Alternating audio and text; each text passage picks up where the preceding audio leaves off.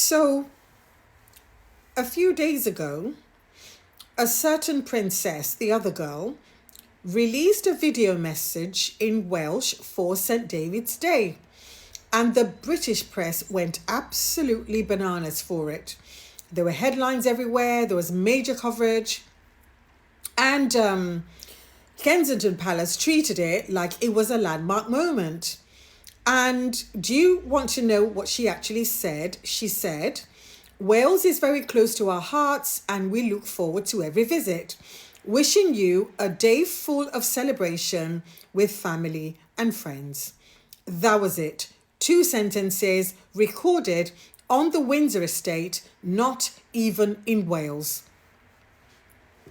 Imagine bearing a title of a country, and on that particular national day, you are nowhere near that country.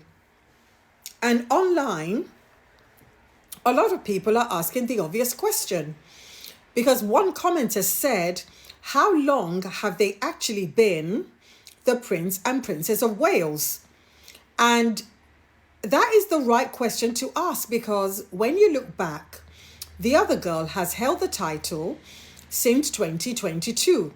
I believe it was even mere minutes after the late Queen Elizabeth's body was barely cold, and they were in a hurry to really update their status online. And from what I understand, she's also been married to the other brother since 2011. So that is 14 years of knowing that she would one day carry the title of Princess of Wales. 14 years of access to unlimited tutors, resources, staff, and opportunity. And in 14 years, she learned a grand total of 2 sentences. But here's the part that actually floored me. When the other brother was asked about his own Welsh language skills during their visit, he said that he uses Duolingo a lot and he also does Swahili, yes. But the owl on the app is looking very sad at the moment because he has not done it in a while. Yes, his Duolingo owl is sad.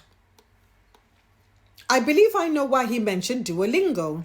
That's because Meghan mentioned on their Colombia trip, I remember when they did a trip to Colombia, she mentioned that she uses Duolingo to brush up her Spanish and her French. Yes, so the other brother has to prove that I've got an owl too. I've got a Duolingo too. Yes. This was a man who has known since birth, yes, since birth, that he would be one day, he would be Prince of Wales.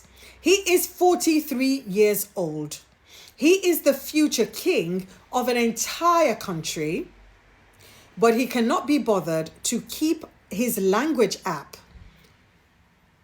He can't be bothered to keep that streak going on that app. And people are noticing, and I think this is what's beginning to irritate a lot of reporters, particularly when you have reporters from newspapers like the Telegraph, like the Daily Mail, who are staunchly monarchists, reporting the way they have been reporting now. And I think people are also pointing out that this feels like it doesn't feel like a genuine celebration of Wales, but it feels like those two, the other brother and the other girl, are using Wales as a backdrop for a PR moment. And one person actually called it an excuse to hijack St. David's Day for a Windsor photo opportunity. These are comments I never thought I would ever read in a million years. This shows you how far down the monarchy and that family have fallen. Because another commenter also pointed out that nobody even knows how many takes it took to record those two sentences. And the reason I believe they said that is because we've seen the other girl try to give a speech. Despite 11 years of marriage and 20 years being royal adjacent, she still cannot give a simple speech. And we know there was probably a teleprompter and several takes to get that delivery, because you can see where the video was being cut and joined.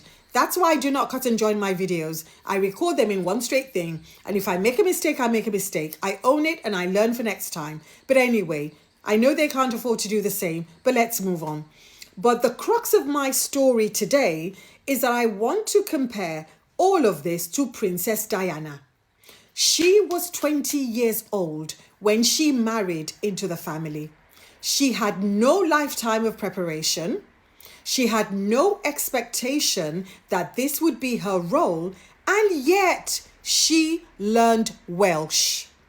She made actual speeches, partially in Welsh.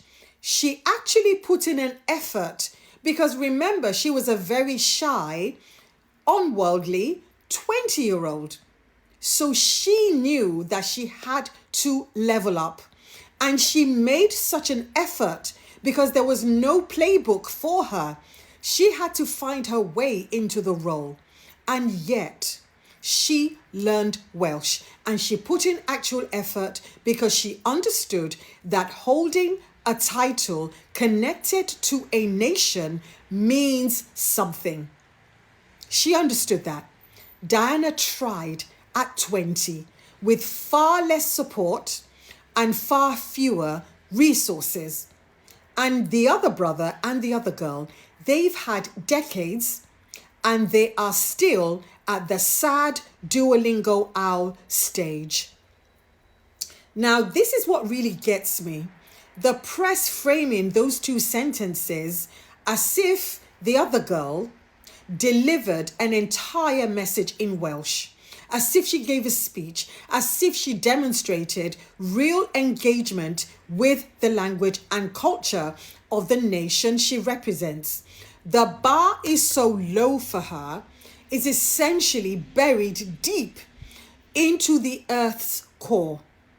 And the annoying thing is that she still gets applause. Yes, you're doing well, sweetie. You're doing well, honey. Yes. Meanwhile, we know our favorites, Harry and Meghan, they are partnering with the WHO. They are traveling. They are doing proper work, proper humanitarian work. They are not putting children in the rain to be photographed just so they want a photo op. They're not doing that. And yet the press are calling it inappropriate and overstepping. And I think I know why. I know why two sentences get celebrated and actual work gets criticized. We know why. Because the more work that Harry and Meghan do, the more Harry and Meghan thrive, the more the contrast is so glaring. The more we realize that we have been left with duds. The more the press realizes that they backed the wrong horses. Yes. So I think that Wales deserves more than two sentences in a video recorded somewhere in Windsor. I think Welsh people deserve more than that. And to be honest with you, Welsh people also deserve a press that is honest enough to say so. But anyway, let me know what you think in the comments, please. My name's Elizabeth. I'm the author of The Luxpreneur. And for more insights like these, please like, share, comment, and follow me. And to support my work in holding truth to power, please buy me a coffee at buymeacoffee.com/Elizabeth Solaru. Or you can pick up a copy of my book, The Luxpreneur, from Amazon, Waterstones, or Barnes & Noble.